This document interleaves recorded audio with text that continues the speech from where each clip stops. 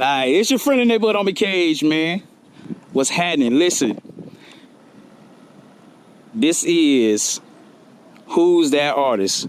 And if y'all remember back in the day, my first episode was with the man that y'all see in front of the camera.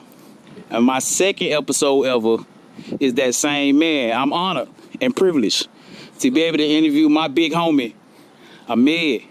What's good? Man, what's happening with you, big dog? What's good, man? What been going on with you, man? What's up with you lately, brother? Man, you know, just living, man, figuring out some stuff, you know. I ain't gonna say no setback. I just had some real life experience stuff happen I had to shake off. For sure. Good, nah. I see that you're doing good. You're looking healthy, my boy. Yeah, man, you know, I'm always gonna do that now. Yeah. So I know that you got a son. So how little man been doing? Man, he 10 going on 21 now. 10? That's what's up. But we getting old, ain't we, boy? But he doing good though, man. On the steer, good in sports and all. I stand out of trouble. He doing pretty good, man. That's a blessing. All right, now what we about to do now, brother? We about to get into some of these questions because I know the people want to know what man has been going on, what's been going on with my brother. Oh, yeah. And we about to get into some of these questions, man. You just answer with the best of your ability, brother. It ain't gonna be nothing too crazy. We ain't gonna be like Vlad and have you dry snitching, my boy. You know what I'm saying? We're gonna ask you some real questions and we about to get into it. So, first question. Take us back to the exact moment you realized music was more than something you like, it was something you had to do. I ain't gonna lie, as a kid, I was like everybody know me, I'm a big Tupac fanatic. Right. And like I remember, like my favorite album is Big Against the World, but like I just listen to this music, man. It's like it was like a soundtrack to your life. You know what I mean? Yes, sir. So then it started there, but then when I started learning how to rap around the hood, people that know me, they'll tell you I used to have my cousin, older cousin, gave me a name called Baby Nine. I was a teenager though. I could rap, but I had never recorded. I just freestyle real good. But it started there, and then I think the moment it really hit for me was like when my mama died. I think the moment she died, that's when it became personal. You know what I mean? Because that's the only thing I returned to besides prayer was just I love ball. My mama died. The love of basketball just kind of faded. Right. You know what I mean? But music was more like I love basketball and music the same, but my mama died, music just like gave me a feeling basketball could, and I kind of let go of basketball, and the music was just. So I would say that the moment my mama died, but probably when I was about a little kid, Tupac really motivated me. Like I said, that's my favorite album. Big. Yes, sir. I say around by that time. Okay, so do you feel like music nowadays is not as organic as it used to be when Tupac was around? I feel like. Yeah, I don't think it's organic. I think because I hate to say that, but it's like the more money you make, it's like it becomes more saturated. Like I liked the game better when money is not the end all be all. You always get everything be raw then because you're doing it to try to get to a certain level. It's pure, like it's like the hunger, like still there, like the essence. Once you know you can make money and remove the foundation, that's when it becomes watered down. And like us, you know what I'm saying? Like I seen the generation of like my generation, then I seen I seen almost every generation. So you seen it. I mean, when I was a kid, how raw it felt. Then when I became a teenager, it was still had that feeling. Then the older you get, you start saying, yeah, they're making more money, but the content is just like yes, sir. It's almost like you feel alienated sometimes. Yes, sir. I mean? So yeah, I think it's more saturated now than ever. Yes, sir. Next question: if somebody was to listen to you for the first time, what part of your life story would they hear in your music? If you're going from the beginning, I say that should be a question. I'd probably say the struggle. Okay. I know everybody have a struggle, but my music always been like principle based. Like I never really consider myself as a rapper, even though I'm a rapper. Like all I do is just put my morals on the beat. Right. Every album I ever made was for like my first album when I was like 17, 18 to that point. So every album I make is just whatever I'm at in my life is like I left off the last to the next one. It's like right in the books. But all of mine is reality things. Like I don't really have to sit down and think of it. I just write my life. That's right. That's all I did. That's right. Now this is what I want you. I want you to walk us through the process from start to finish of how you feel when you make a song, how you feel after you get done writing it, when you record it, and when you hear it the first time after it's been through production? When I write, I don't write no song to a beat. I always just put my feelings and my emotion on a piece of paper. So like sometimes like I got a song called Ghetto Tears about a pilot that got killed. Like I just start thinking about him. I just write my feelings down. Cause I know later on I could come across a beat that'll bring back that emotion. So I don't never write to the beat. I just write is what I'm thinking and what I'm feeling. When I record it, it's even more dope. But when I hear it back, I be zoned out. Because when you write from a reality standpoint, everything is like based on real life. Even when you hear it back, it's like I could see some songs I can't listen to like how somebody else will listen to. Cause it give me memories more than the song. Like if I listen to that song, Ghetto Tears. Yeah, I wrote them 2 verses about my partners, but they've been my best friends my whole life since we was J.I. Yeah. Every memory I had with them, like it put me, I ain't gonna say it made me sad, but I can see it's like a movie. It's like you will see a clip, the song be the clip, but for me it'd be the whole movie. So that's the process though. And then when I hear other people playing it, it's just a feeling you can't describe when somebody else can actually pinpoint and like see your life. That I do it. That's what I do it for. I do it for people that everybody have something they can relate to, but I know everybody don't have nobody to pick them up or pull them up or tell them it's gonna be all right. Like everybody don't have that. That's what I do it for. I like that. I know somebody else that had the same life I had, or probably worse, but they don't have nobody to tap on the shoulder to be like, keep going, or you gonna be all right, or don't give up, cause them feelings be real. Yes, sir. Yes, sir. Now this ain't a part of my questions that I have for you, but I just want to get your opinion on it. Right. How do you feel about artists, rappers mostly? Because it's not really the same with R&B, but how do you feel about artists who are rappers who have ghostwriters? How you feel about that? I'll respect it. I figured you might say that. R&B artists, that's different. You know, R&B artists, I feel like they get a pass. Okay. But you can't call yourself a rapper and you got a ghostwriter. That's like, you know, it's kind of like, it just don't count. You know what I mean? Like R&B artists been getting passes for years. Like, singers, like, you get different projections, and like that come with that. Yes, sir. You call yourself a rapper, anybody write your lyrics, you automatically disqualified. I don't care what it is. Now, if me and you did a song together and you write the hook, that don't disqualify me if you on the hook. That's right. But if you write the hook for me and I'm rapping, that disqualify you too. That's right. That's right. Like we all know as an artist, that's you disqualify. Once somebody writes your rhymes for you or your hook and you rap it or whatever, to me you automatically disqualified. I love that answer. Now you've been doing music for how long? If I said I took a break when my partner died, so I say over a decade though, but I took about a 5-6 year break. You know what I mean? Now you've done a lot of music within that time. Right. Can you think back or pull back one of your most vulnerable songs and one of your most like, I know this a banger. As soon as I got through writing it, I know it's a banger. This might gonna shock people, like, but probably my favorite personal song I ever wrote. I wrote a song on my second album, On the Truth Right Here. I wrote a song to my mama called I Still Cry. You know what I'm saying? Like, it was personal because, like, and a lot of people don't know what that's like. Why it's like you have to go through it, but like for your mama to believe in your dream and then you have to watch your mama pass away. You know, like it's like when I recorded it, I cried the whole song because I could really feel her in there the whole time I was doing it.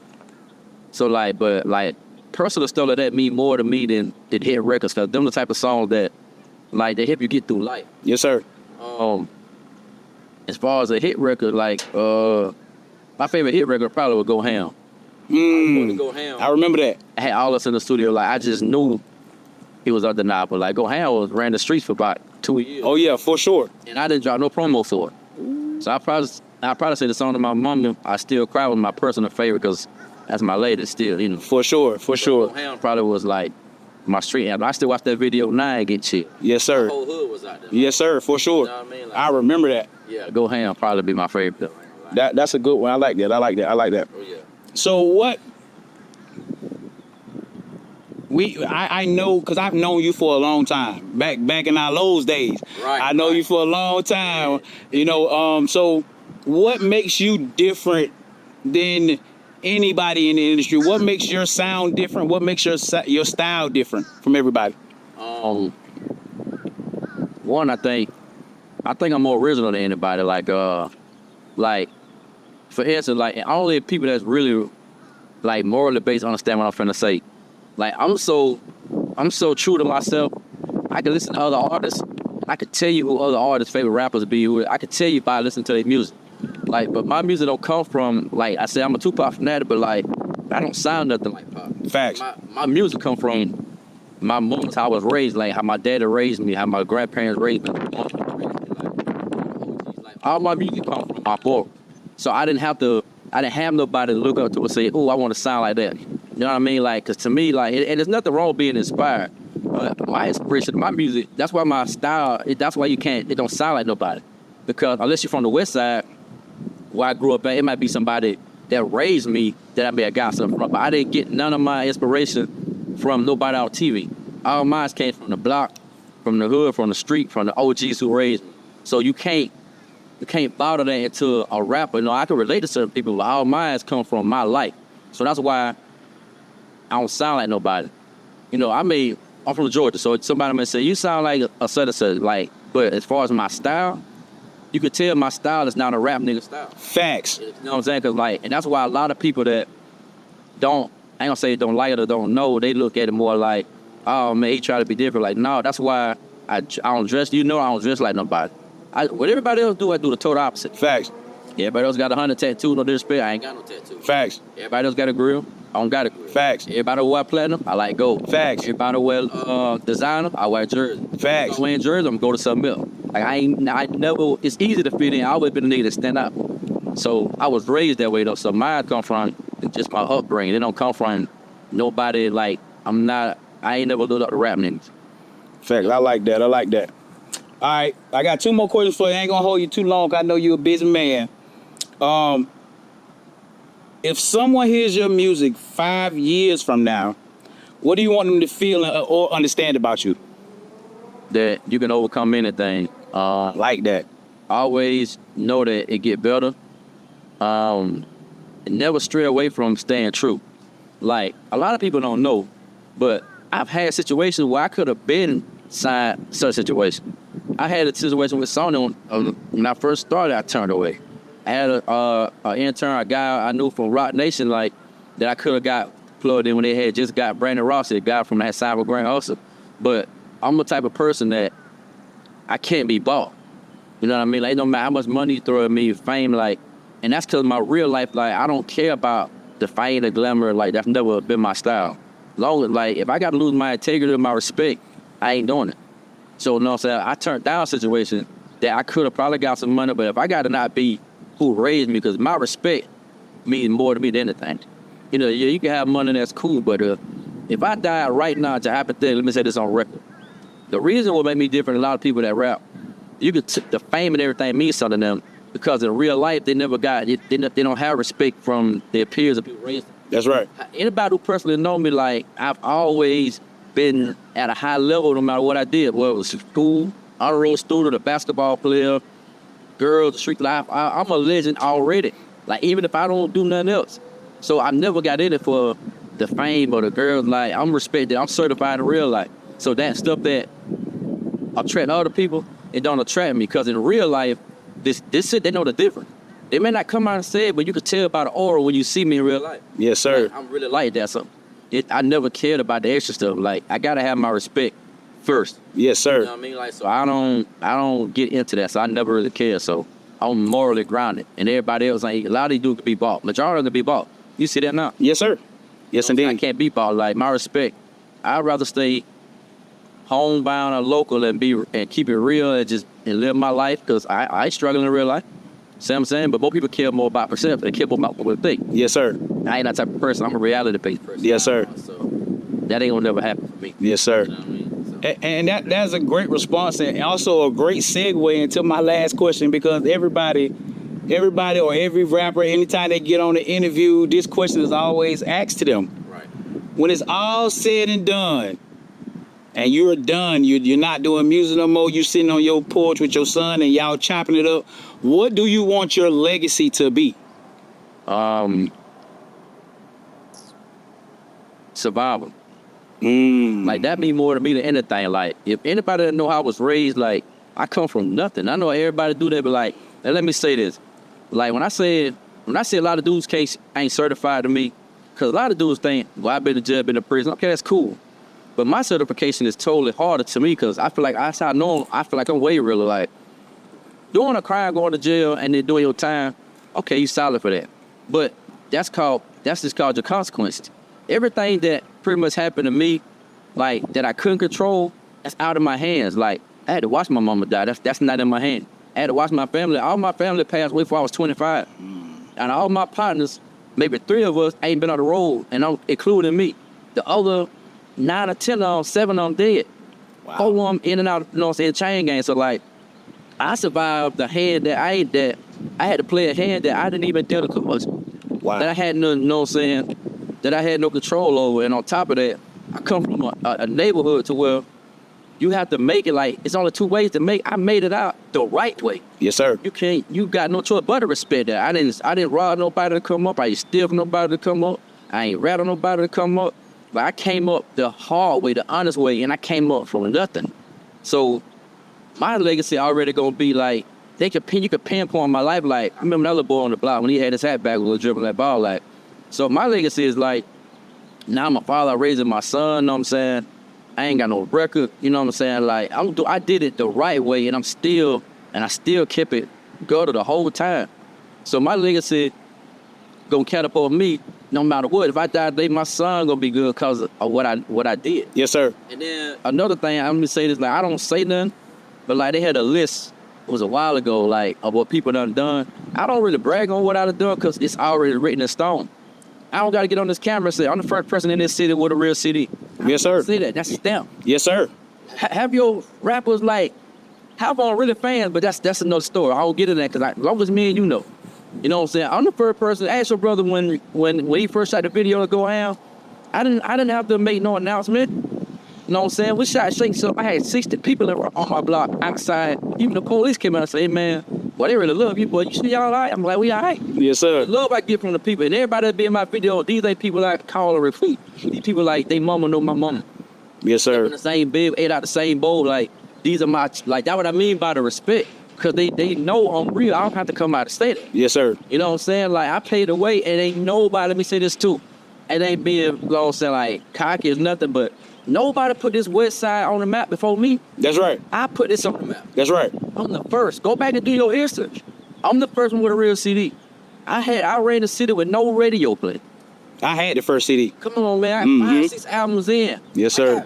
Ain't nobody got more videos than me on KIG Film but Bump. Yes, sir. But Bump from equipment. Yes, sir. You talking about Austin? Yes, sir. I ain't dropped nothing in 6 years. Yes, sir. I'm the only one made a double SL magazine in 2017 with Future on the cover. Yes, sir. Like, I don't get into that. People don't like that admit it, but like, people still ain't done what I already did. Like, let's be for real. 826 ran the city for a while. Like, I don't get into none of that. Yes, sir. The history shows I don't gotta get on here and say nothing. Like, people know what I am. But one thing about it, when you meet me in real life, when I rap, I'm like that for real. You ain't never heard about me being in no mess. You ain't never heard about nobody trying me, nobody exposing me. But one thing about it, owning up this camera, I'm like that for real. And a lot of people know I done put on a couple people, like, for real. I don't do the, like, just social media. I raised them in the old law.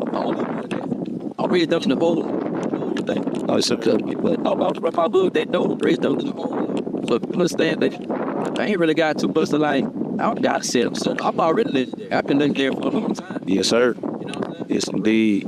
Yes, indeed. My brother, my good brother, I appreciate you being the first person on this show. I appreciate you being the very second person on this show. I appreciate it. And just understand this ain't gonna be your last time, bro, because every time I talk to you, every time I see you, bro, you drop some type of knowledge. You drop a dime, you drop gems every time I talk to you, good brother. You always been a good brother. You always been a humble servant.